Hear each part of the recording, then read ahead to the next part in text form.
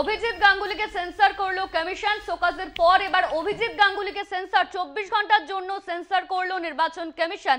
মুখ্যমন্ত্রীকে নিয়ে কুকথার জন্য সেন্সর করা হলো অভিজিৎ গাঙ্গুলিকে। মুখ্যমন্ত্রীকে নিয়ে মন্তব্যের জন্য বিতর্কে পড়েন অভিজিৎ গাঙ্গুলি। অভিজিৎ গাঙ্গুলিকে সেন্সর করলো নির্বাচন কমিশন। শোকজের পর এবার সেন্সর অভিজিৎ গঙ্গোপাধ্যায়। কমিশনের কোপে তমলুকের বিজেপি প্রার্থী অভিজিৎ গঙ্গোপাধ্যায়। মমতাকে বেলাগাম আক্রমণ করার জন্য সেন্সর করা হলো অভিজিৎ গাঙ্গুলিকে। 24 ঘন্টার জন্য সেন্সর করলো নির্বাচন কমিশন।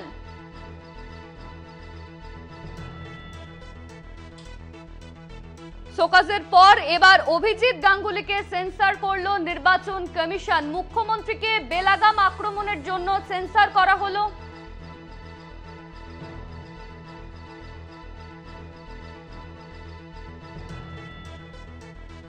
অভিজিৎ গাঙ্গুলিকে সেন্সর করলো কমিশন। শোকজের পর এবার অভিজিৎ গাঙ্গুলিকে সেন্সর করলো নির্বাচন কমিশন।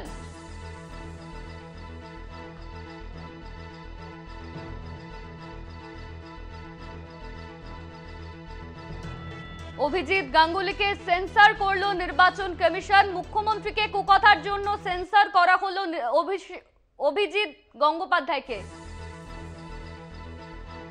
এই নিয়ে আমরা কথা বলবো। আমাদের সঙ্গে নিউজ রুম থেকে রয়েছেন আমাদের পলিটিক্যাল এডিটর আশিস চট্টোপাধ্যায়। অভিজিৎ গঙ্গোপাধ্যায়কে সেন্সর করেছে নির্বাচন কমিশন। মুখ্যমন্ত্রীকে নিয়ে কুকথা বলার জন্য সেন্সর করা হলো তাকে। আশিস দা, কি জানা যাচ্ছে? দেখো, সেন্সর কথাটা প্রকৃতপক্ষে যা হয়েছে তাকে অনেক তরল করে দেখানোর মতো একটা শব্দ। এটাকে বলা যেতে পারে চলতি ভোট মরশুমে পশ্চিমবঙ্গে প্রথম শাস্তি একজন প্রার্থী পেলেন নির্বাচন কমিশনের কাছ থেকে। সেন্সর আগেও হয়েছে, সেন্সর নানা রকম অভিযোগ গেছে এবং সেন্সর বলতে সাধারণভাবে সতর্কীকরণ বা এরকম তুমি আর করবে না এই ধরনের ভাব সেটা বোঝায়। কিন্তু এই প্রথম নির্বাচন কমিশন নির্দিষ্ট শাস্তিমূলক ব্যবস্থা নিল। তার যে জবাব, অভিজিৎ গাঙ্গুলিকে শোকজ করা হয়েছিল, অভিজিৎ গাঙ্গুলি তার জবাব দিয়েছিলেন। সেই জবাবে সন্তুষ্ট হতে পারেনি নির্বাচন কমিশন। নির্বাচন কমিশন স্পষ্ট বলেছে আমাদের দেশে বা সাধারণভাবে মহিলাদের একটা বিশেষ সম্ভ্রম এবং অধিকার আছে। এই সম্ভ্রম এবং অধিকারকে যদি লঙ্ঘন করা হয় তা ভারতীয় সমাজ সহ্য করে না। অভিজিৎ গঙ্গোপাধ্যায়, যিনি দুদিন আগেও হাইকোর্টের একজন সিনিয়র বিচারপতি ছিলেন, সিঙ্গল জাজ হিসেবে তিনি নানান রায় দিয়েছেন এবং নানান বিতর্কিত এবং আলোচিত রায় তিনি দিয়েছেন। তিনি মাত্র কদিন আগে হাইকোর্ট থেকে বিচারপতির পদ থেকে পদত্যাগ করে বিজেপিতে যোগদান করে প্রার্থী হয়েছেন।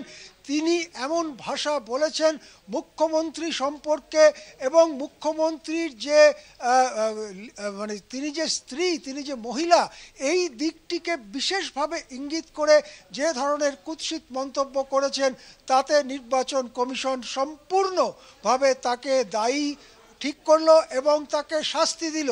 আমি আবার বলছি, বারবার বলছি, এই মরশুমের প্রথম শাস্তি কোনো প্রার্থীকে দিল নির্বাচন কমিশন।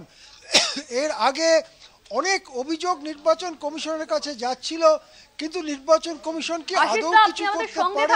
একবার শোনাবো ঠিক কি কারণে অভিজিৎ গাঙ্গুলিকে সেন্সর করলো নির্বাচন কমিশন, কোন মন্তব্যের কারণে সেন্সর করা হলো তাকে।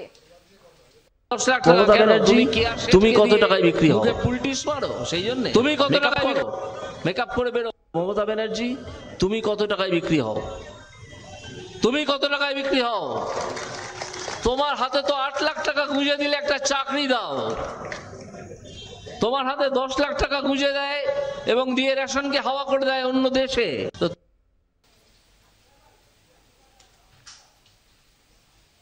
আমরা আবারও যাব নিউজ রুমে। আমাদের সঙ্গে ছিলেন আমাদের পলিটিক্যাল এডিটর আশিস চট্টোপাধ্যায়। আশিস দা, ঠিক যেমনটা বলছিলেন, আমাদের এখন মনে পড়বে যে মমতা বন্দ্যোপাধ্যায় একজন মহিলা হওয়ায় রাজনীতির বিরোধীরা বারবার তাকে তার এই মহিলা অস্তিত্ব নিয়ে তাকে কুকথা বলেছেন। আমার এখনই মনে পড়ে যাচ্ছে 2011 সালে যখন ভোট পর্ব অত্যন্ত উত্তপ্ত হয়ে উঠেছে, সেই সময় অনিল বসু বলে সিপিএমের একজন নেতা ছিলেন, তিনি প্রয়াত হয়েছেন, তিনি আর বেঁচে নেই। তিনি অত্যন্ত কুকথা বলেছিলেন। আজকে অভিজিৎ গঙ্গোপাধ্যায় যা বলেছেন আর সেদিন অনিল বসু যা বলেছিলেন, চরিত্রগত দিক থেকে এই দুটো কুমন্তব্যই প্রায় সমান সারিতে পড়ে। সেদিন অনিল বসুর বিরুদ্ধে সিপিএম শাস্তিমূলক ব্যবস্থা নিয়েছিল। প্রকাশ্যে সিপিএম বলেছিল যে তারা অনিল বসুকে সেন্সর করছে এবং অনিল বসুর বক্তব্য তারা গ্রহণ করে না। আজকে বিজেপি চুপ কেন?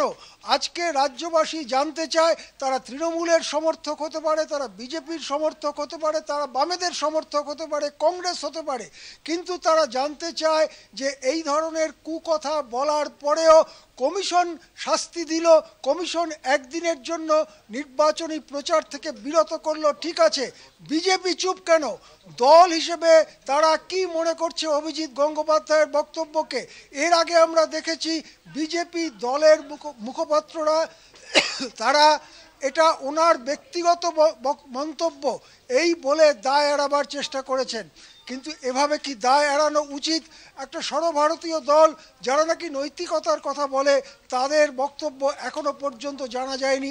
এমনকি তারা অভিজিৎ গঙ্গোপাধ্যায়কে সতর্ক করা বা অভিজিৎ গঙ্গোপাধ্যায়ের বিরুদ্ধে কোনো শাস্তিমূলক ব্যবস্থা নেওয়া একটাও বিজেপি করেনি। কিন্তু আজকে এই মুহূর্তে সব থেকে বড় খবর, শাস্তি পেল প্রাক্তন বিচারপতি অভিজিৎ গঙ্গোপাধ্যায়।